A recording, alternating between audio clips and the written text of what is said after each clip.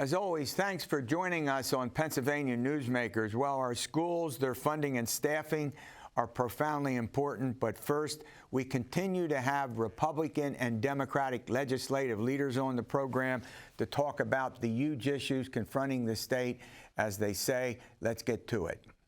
Welcome to the fast-paced and unrehearsed weekly discussion featuring the leaders who help shape your world. Join us as we address the issues that impact you each and every day.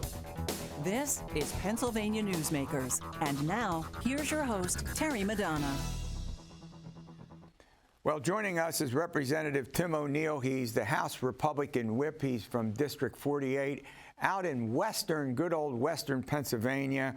And he's an Indiana University of Pennsylvania graduate. We talked about that just before the program aired. And he was a coach as well, a football coach, if I got that right, Representative, do I? You do indeed, yes, Terry. Yeah, that's great. All right, Pennsylvania is a big energy state. Coal, iron, steel.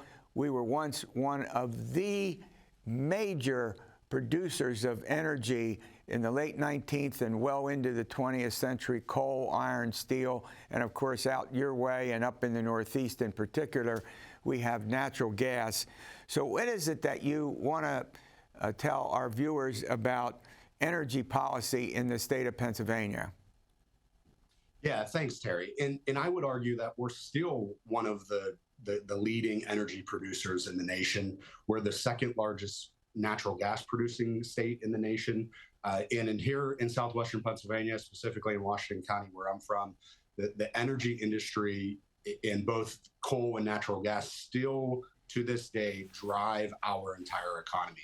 It is one of the largest industries, that we have across the Commonwealth, and it is vitally important to our well-being as a Commonwealth. One of the things that we've seen recently in Harrisburg is really an attack specifically around the natural gas industry in a number of different ways. First and foremost was Governor Wolf actually unilaterally entered us into a program called the Regional Greenhouse Gas Initiative, often referred to as RGGI.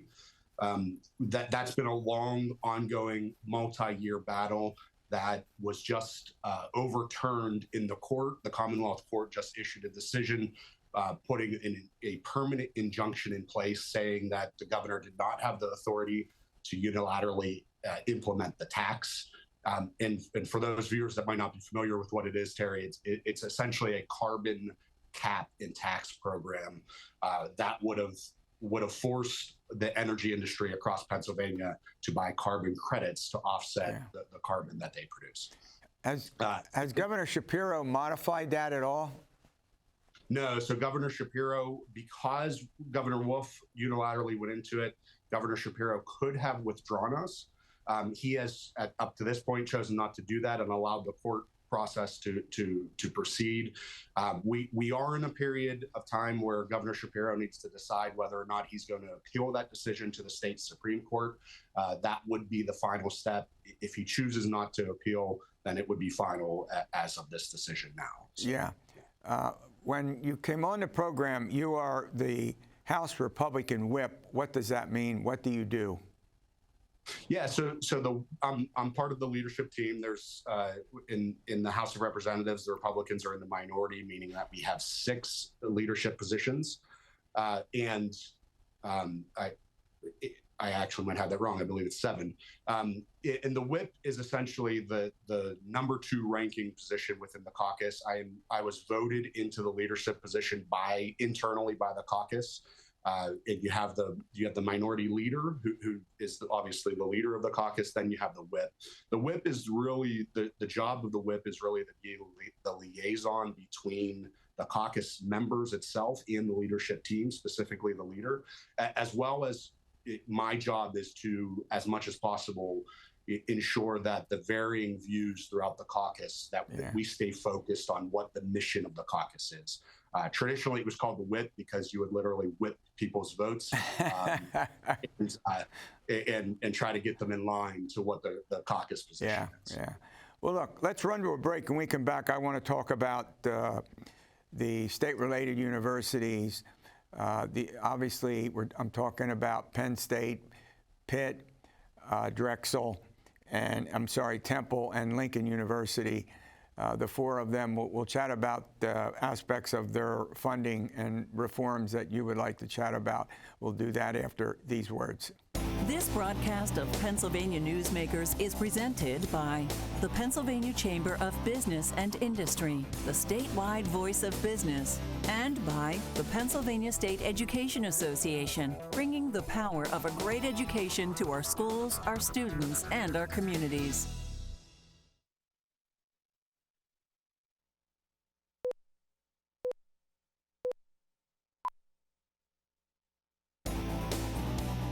This broadcast of Pennsylvania Newsmakers is brought to you by the Pennsylvania Highway Information Association, the go-to source to learn about transportation projects and issues. Please visit pahighwayinfo.org. And by the Pennsylvania Manufacturers Association. Business in Pennsylvania is our business. Representative Tim O'Neill, he's the House Republican whip, is my guest, and we're chatting about a number of issues. Let's talk about the state-related institutions, Penn State, Pitt, Lincoln, and Temple. Yes, sir. Yeah, so every year the state appropriates literally hundreds of millions of dollars to these four universities for so that the universities have a status of what's referred to as state-related. They're not owned by the Commonwealth, but they are partially funded by the Commonwealth. And the initial intention of that funding was to help the universities provide an in-state tuition to Pennsylvania residents. That has continued over a number of years. And because the university is not owned by the Commonwealth, it actually requires a 2/3 majority vote in order to pass the appropriations to the four universities. This year in particular, the universities and the funding around the universities has been somewhat controversial. The House Republican caucus has stood our ground primarily around two issues, and that is the ridiculous increases of inflated tuition costs across the board, across higher education, and then transparency. So these four universities are only subject to a very small portion of the state's right to know law, and the House Republican caucus has put forth an effort to try to secure wins on both of these fronts. So the transparency piece, get more information about what is actually happening at these universities. Yeah. And also an attempt to control the tuition increases. But they're very important in so many different ways for the thousands of students who attend there, to the economies of the regions in which they reside, providing thousands and thousands of jobs. And so, and they have many powerful and influential alums as well. Absolutely. And as a matter of fact, you mentioned that I attended IUP earlier. I actually have an MBA from Pitt as well. And so I'm an alum to the University of Pittsburgh as well. And I would agree. And I would also agree that the state's relationship with these four universities is also vitally important. And just to make matters clear, the House Republican caucus had no intention of severing that relationship. We just wanted to ensure that we continue to improve higher education, the cost of higher education, right, the quality of higher education for all of our constituents across the Commonwealth. And we are the stewards of the taxpayer dollars. And the idea that this money is being transferred to these universities shouldn't come with just simply no requirements. Right. All right, let's turn to another issue. Over the past few years, in fact, not just a few years, but many years, we've had budget impasses that have affected millions of Pennsylvanians for a whole variety of reasons. So what's the situation with the budget impasse, and what should be done to make sure that the budgets get adopted on time? Yeah, that's a great point about them getting adopted on time. Our deadline for the budget is June 30th, as many, I'm sure, of your viewers know. But the reality is the government continues to operate regardless of whether or not we hit that deadline. What we saw this past year is we blew through that deadline about a week and a half after the deadline. The Senate Republicans and Governor Shapiro came to a deal that the House Democrats actually balked on, and ultimately Governor Shapiro went back on this deal with the Senate Republicans. That has led to this impasse that we're at. I can tell you that Governor Shapiro's withdrawal from that deal after he committed really created a culture of mistrust and distrust in Harrisburg, and there's very little movement across the chambers and through with the administration on getting deals done ever since that occurred. What we have currently is we have the general appropriation bill that has been passed. Now, that typically comes with more pieces of legislation than just the appropriations bill. There's actually language typically referred to as the fiscal code that enacts much of that spending. We actually have two pieces. There's a permanent fiscal code and there's the fiscal code we pass year after year. The permanent fiscal code is in place, so the majority of that general appropriations bill can actually be spent with no issues. What can't be spent without a finalized fiscal code is any additional funding, new spending that might occur in this appropriation bill. That's still held up in negotiation. And unfortunately, we're sitting here in November, and I can't tell you that we're much closer I understand. to getting. Look, I want to thank you for coming on the program. All right, coming up, we're going to talking about education, K through 12, its funding and staffing. They're very, very important, and we'll get to that following these words. This broadcast of Pennsylvania Newsmakers is brought to you by Cross-State Credit Union Association. Credit unions, where people are worth more than money. To find a credit union that is right for you, go to ibelong.org. And by the Energy Association of Pennsylvania, Pennsylvania's energy information source.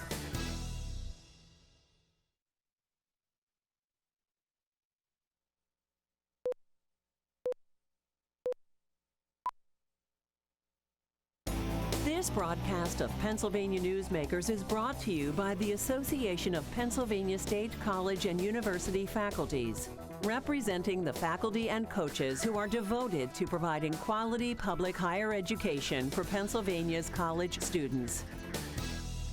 All right, 1.7 million of our children are in the schools in Pennsylvania, and they're going through some really difficult times with funding and particularly staffing shortages, which we are going to address now. Joining me to help us understand these problems is Jeff Nye. He's the Vice President with the Pennsylvania State Education Association. Jeff, thanks for being on the program. Terry, it's always a pleasure to be with you.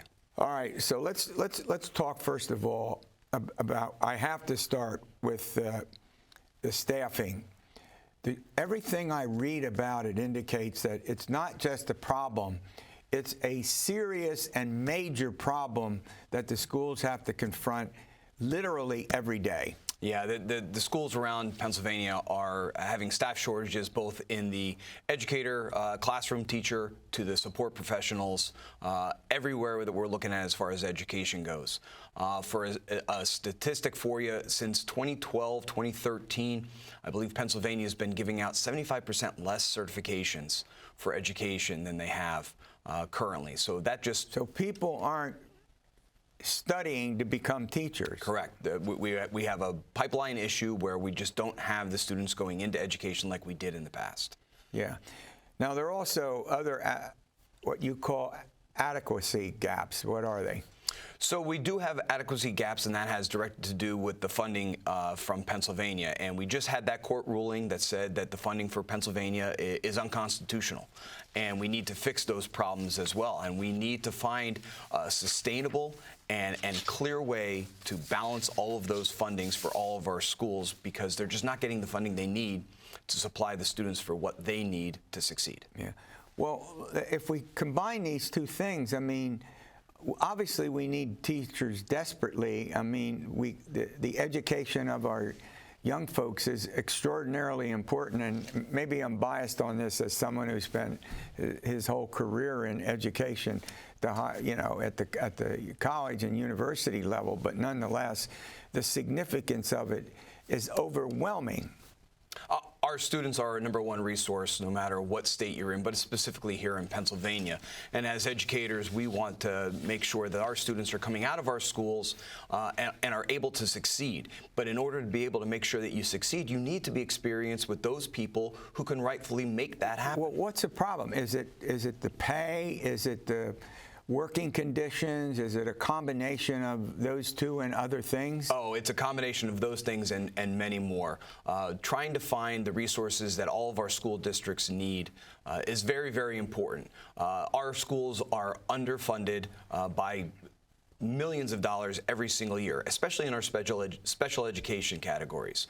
Our districts need help in order to do those fundings. Yeah. They need to improve our schools. They need to provide the resources. Technology increases every single day. We need to make sure that we're giving those kids all of those resources in order to make sure that they come out of our schools as good people of Pennsylvania. Yeah, I mean, it's hard to imagine anything in the schools more important than making sure that we have adequately prepared and trained teachers and support professionals in the classroom every single day. Yeah, it should not be under stress that our support professionals are also coming under that wage, under that siege as well. And which is also why we've been pushing for the legislature to raise the minimum salary for both our educators and our support professionals. We see our states around us are all doing the same thing, which is why we are pushing very much for a $60,000 minimum teacher salary and a $20 an hour wage for our support professionals. All right, well, there's another aspect of this that we're going to take up, and that is the facilities in which the learning takes place. And are buildings crumbling? We'll get to that after these words. This broadcast of Pennsylvania Newsmakers is brought to you by the Pennsylvania Medical Society. Inspired physicians committed to the good health of Pennsylvanians and the advancement of the practice of medicine.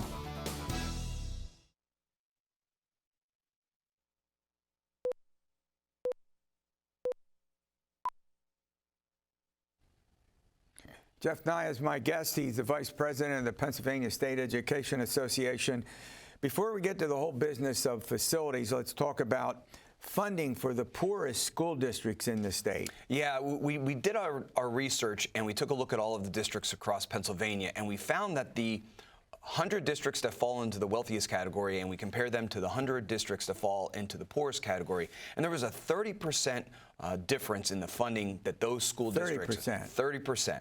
And when you have that kind of a difference, and you can obviously see the need for those poor districts have many more students that need more funding to do certain things in order to get them up to speed. Does this have to do with the fact that they may not have the power and the pull in the state legislature? I don't know if I can point the finger directly at that, but it definitely has something to do with the fact that the communities that need the most help are not getting it. We have these wealthy districts that do have that population, that tax base that can provide the resources for the students. Yeah, that's another point. That's another point. Yeah, yep. With the property taxes and other ways that they can assist the schools if they're wealthier and, just financially better off. You would just want to think that any child going into any school across Pennsylvania should have the same opportunities as everybody else, but we're just not seeing that. Okay, there's another relation, and that has to do with lower income districts and the fact that their facilities, the word you use is crumbling.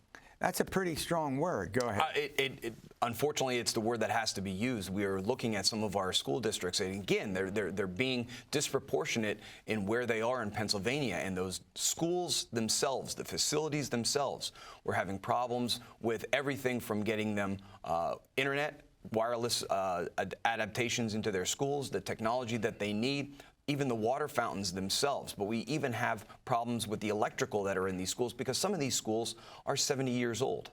And there's environmental hazards as well. So, as always, anybody that here has an older home in Pennsylvania knows that those environmental hazards happen within their own homes. Schools are no different.